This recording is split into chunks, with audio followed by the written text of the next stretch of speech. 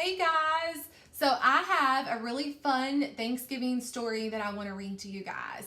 And when we get finished, you're going to go back to Seesaw and you're going to do a little bit of writing about our book for me. But we'll talk about what you're going to do at the end, okay? But first, let's read our book. So our book that we're going to read is called One is a Feast for Mouse. And feast is just a big vocabulary word that means a really big meal, a lot of food that you might have to eat. And so a lot of people at Thanksgiving will eat a really big feast. That's kind of their tradition that they do. Maybe that's you. Maybe you do that tradition. So our book is called One is a Feast for Mouse, a Thanksgiving Tale. And they're not talking about like a mouse's tail. They're talking about a story. So a mouse's tail would be spelled T-A-I-L. This is spelled T-A-L-E. And that means that it's just another word for like a story. So a Thanksgiving story or a Thanksgiving tale, okay? All right, so our author is Judy Cox and it's illustrated by Jeffrey Ebler.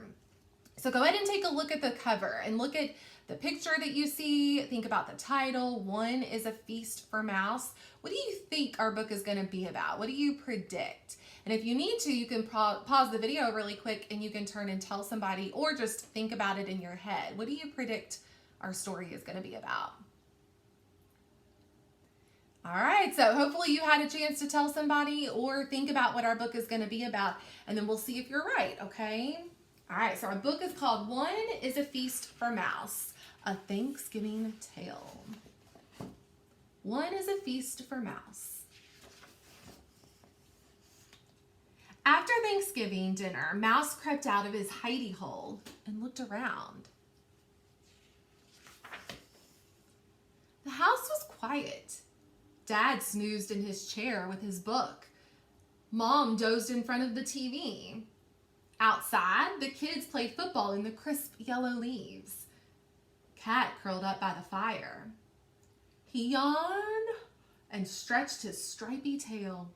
Then he closed his greeny eyes and went to sleep. Now, what do we know? What's our background knowledge about cats and mice? Cats like to chase what? Mice. So do you think that's why maybe Mouse was looking and watching Cat to see when he fell asleep, maybe? Mouse scampered up the tablecloth. That means like he went really quick up the tablecloth. Thanksgiving leftovers were still on the table. So much to eat. Mouse saw a teensy tiny toothsome green pea all by itself under a plate. Give thanks, he thought. One will be a feast for me. Mouse rolled the pea across the tablecloth to take it back to his hidey hole. But his eyes were bigger than his stomach. He saw 6 leftover cranberries glowing like rubies on a silver saucer. I'll just take one, he said to himself. One is a feast for me. He balanced one cranberry on top of the pea and started once again across the table to his hidey hole. Just then, he saw 3 olives, black and shiny in a dish. I'll just take one, he thought. One is a feast for me. Well, he put the olive on top of the cranberry, on top of the pea, and carried the tidbits across the table. So is he kind of adding more and more food as he goes? He kind of keeps seeing something else he wants to add. Then he saw the carrot sticks, crunchy and munchy and orange. I'll just take one, he thought. One is a feast for me.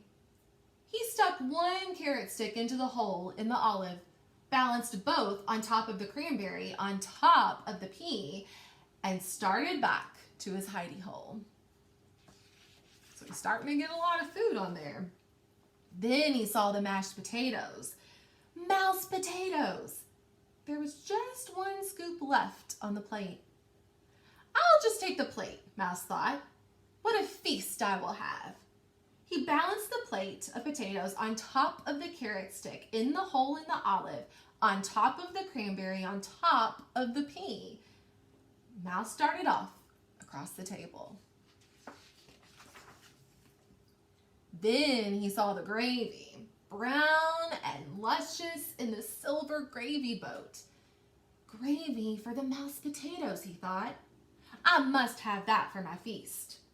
And he balanced the gravy boat on top of the mashed potatoes, on top of the carrot stick, stuck in the olive, on top of the cranberry, on top of the pea, and he started off. Do you think he's gonna make it? I don't know. But then he spotted the pumpkin pie. One slice of pie, brown and dimpled with a collar of fluffy cream. So he balanced the pie on top of the gravy boat, on top of the mashed potatoes, on top of the carrot stick stuck in the hole in the olive, on top of the cranberry, on top of the pea. And he started off across the table. Uh-oh. Who do we see? Uh-oh. Let's see what happens. The pie slid, but Mouse caught it just in time. Mouse bobbed and bobbled across the tablecloth on the way to his hidey hole for his Thanksgiving feast. He didn't see Cat creeping closer and closer. Ooh. Oh, look what our book does. I'm gonna flip it this way. But Mouse saw the turkey, brown and juicy, surrounded with parsley. Much was gone, but there was enough left for a mouse feast, or even two. I'll just add that, thought Mouse, and he carefully placed the turkey platter on the very top of his pile, on top of the pie, on top of the gravy, on top of the mashed potatoes, on top of the carrot stick stuck in the hole in the olive, on top of the cranberry, on top of the pea. See if he makes it. Oh my goodness. Do you think Cat's gonna get him? Make a prediction. What do you think? Let's see. He started off across the table to his hidey hole, and there, at the table's edge, he met Cat, greedy-eyed and hungry, clawing up the table on the tablecloth. Mouse skidded to a stop. The turkey wibbled and wobbled, slid and slipped. Mouse danced to keep his feast balanced, pirouetted like a ballerina, juggled like a platter spinner. But off slid the turkey, whoosh, with a plop, landing smack on Cat. Down crashed the pumpkin pie and the boat with the gravy. Down crashed the mashed potatoes with a clatter that woke Mom. Down fell the carrot stick, still impaled in the olive. Down went the cranberry, which rolled, leaving a red track across the tablecloth. Down went the pea, all catterwampus off the table, rolling onto the floor. Off scampered Mouse, quick as a bandit, back to his hidey hole, ahead of Cat. He huddled in his hidey hole, his heart pitter-pattered, just like Miss Bales. He peered out. Down came the broom on the stripy, green-eyed Cat. "Bad kitty," shouted Mom, "outside!" And she swept the Cat out the door. Mouse looked around, whiskers trembling with fright. No Thanksgiving feast for me, he thought. Just then, he spotted glowing in the corner one teensy tiny, round and toothsome, green and luscious pea. "Give thanks, one is a feast for me." The end. So the parents, the mom, thought that who ended up making that big mess? The cat. The cat got blamed for it, but it really wasn't Cat, was it? I mean, he kind of caused a little bit of the trouble chasing Mouse, but really it was Mouse that got all of that food. And even though Mouse, he wanted to get all of that food for himself, he was pretty okay with just the pea, right? He was pretty happy with that and considered that a feast at the end, so he still gave thanks.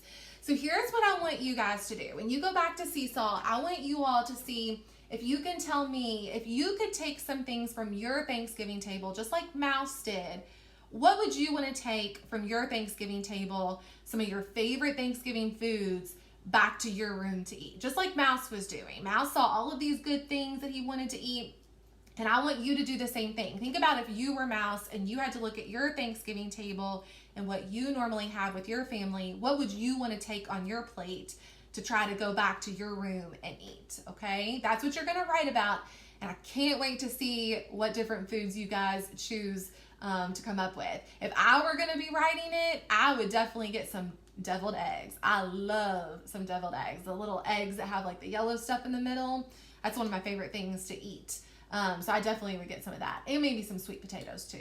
Miss Belle has a sweet tooth, so I like those. So I can't wait to see what you guys would pick. I hope you enjoyed our story, and even more importantly, I hope you have a great Thanksgiving with your family.